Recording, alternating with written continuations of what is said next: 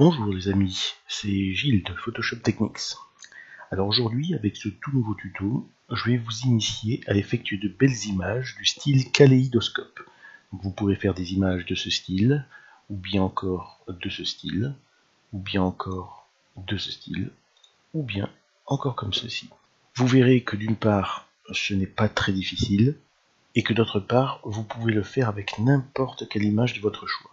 Le rendu sera toujours intéressant, avec juste un petit peu de technique. Allez, c'est parti.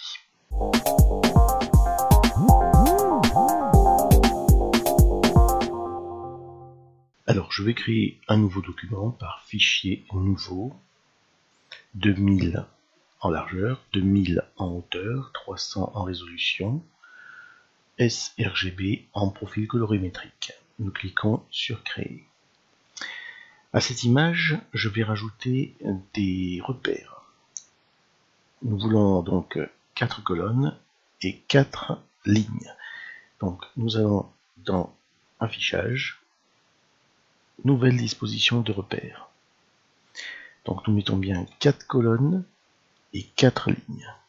4 rangées ou 4 colonnes. Voilà. Je vérifie bien que le magnétisme soit actif et que celui-ci est bien actif également pour les repères. Alors le principe ici est de dessiner un triangle ici, voilà, comme ceci, afin d'ensuite le reporter par symétrie successive, ici, ici, et ensuite ici, afin de remplir l'entier carré. Alors pour tracer ce triangle, on commence par prendre l'outil plume, en mode forme, hein, attention, souvent vous l'utilisez pour le mode tracé, là nous le voulons en mode forme.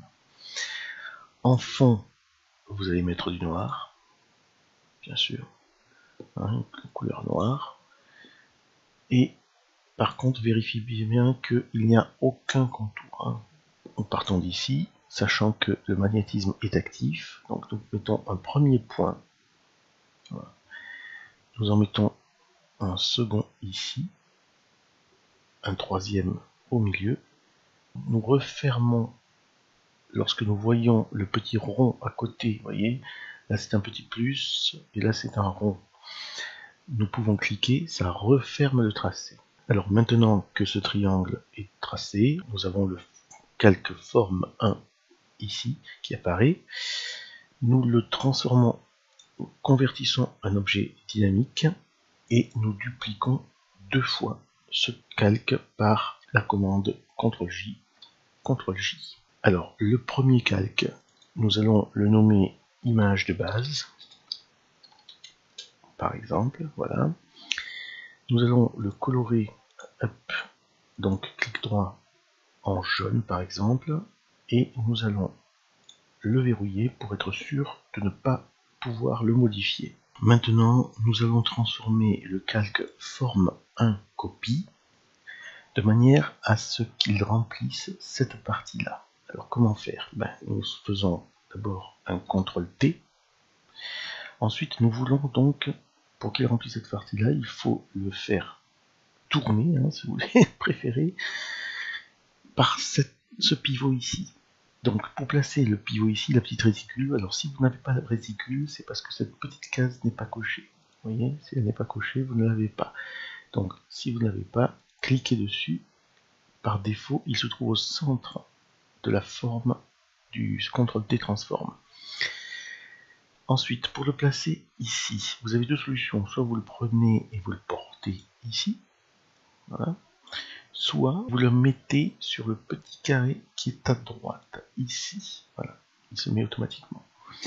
Et là, vous appliquez la rotation en maintenant la touche Shift enfoncée jusqu'à former l'angle.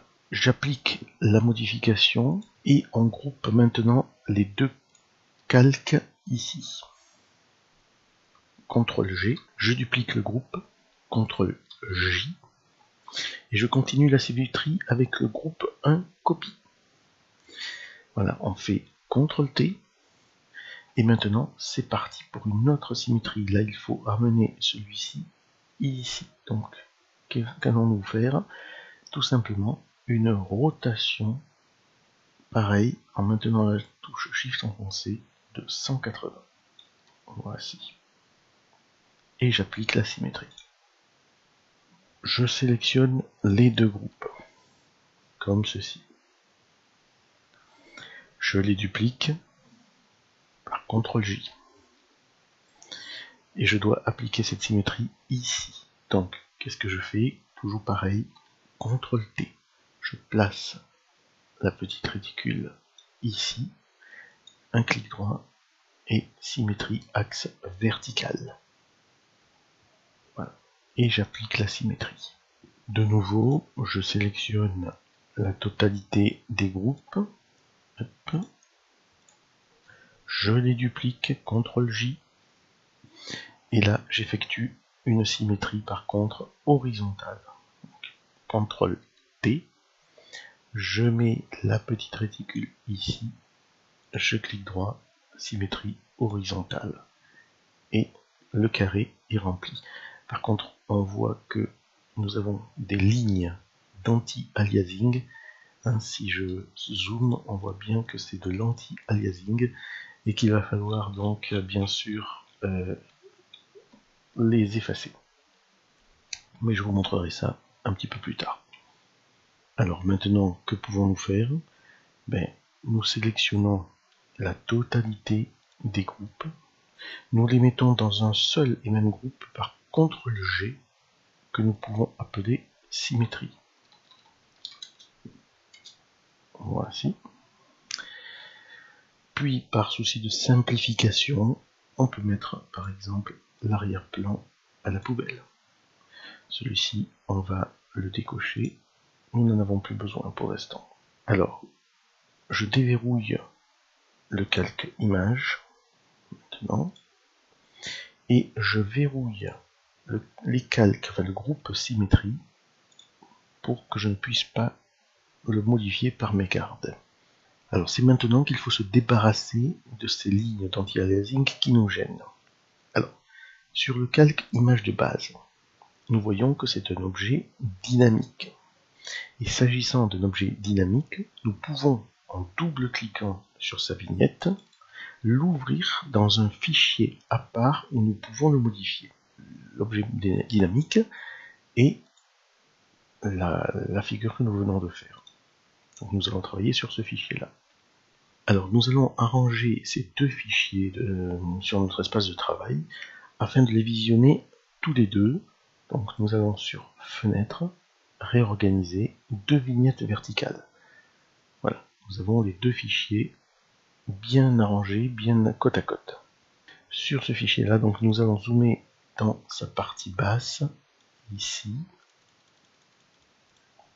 Zoomons pas mal de fois.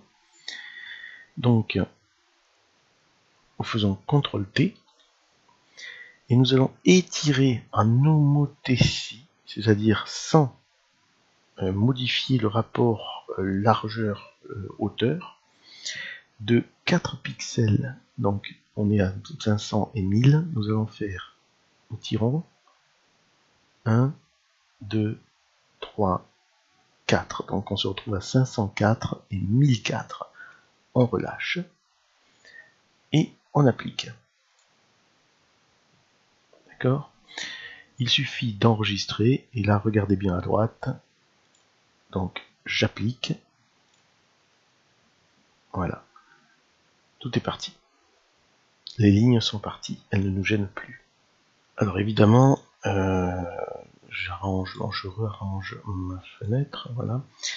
Évidemment, ces 4 pixels sont OK pour une image ici de 2000 par 2000. Pour une image plus grande ou plus petite, sans doute en faudra-t-il plus ou moins.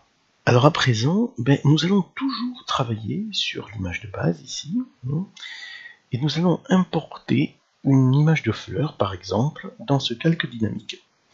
Alors, nous allons sur Fichier, Importer et Incorporer. Nous choisissons l'image que nous désirons, par exemple celle-ci. Voilà. Et le but, en fait, est de la placer de la façon que l'on désire, pourvu que le noir soit rempli. D'accord? sans oublier d'écrêter ce calque. Alors nous écrêtons ce calque, rappelez-vous, pour écrêter un calque, il suffit d'appuyer sur la touche Alt, et lorsque la petite flèche et le carré arrivent, on clique, alors on appuie sur Alt, mais entre les deux calques, hein, bien sûr. Et quand cette flèche et le petit carré arrivent, on clique dessus. Comme ça, ça ne remplit uniquement que la partie de l'image du dessous. Voilà, ça ne remplit pas les transparences. Donc on refait CTRL-T et on l'agrandit ou on la pose comme on veut. On peut lui adjoindre une transformation, bien sûr. Par exemple, voilà.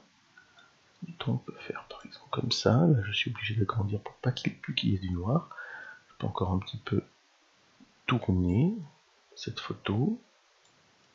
Voilà, par exemple. Voilà. Admettons qu'on ait envie de la laisser comme ça. Donc on double-clique ici ou alors on appuie sur ici pour appliquer la transformation. Voilà. Maintenant il suffit d'aller dans Fichier, Enregistrer. Et là, la magie opère immédiatement. N'est-ce pas magnifique? Alors ce qu'il y a de bien dans cette technique, c'est que nous pouvons, vous allez voir, nous allons faire à tout moment, modifier cette image par CTRL-T de nouveau. Modifier, admettons, voilà par exemple,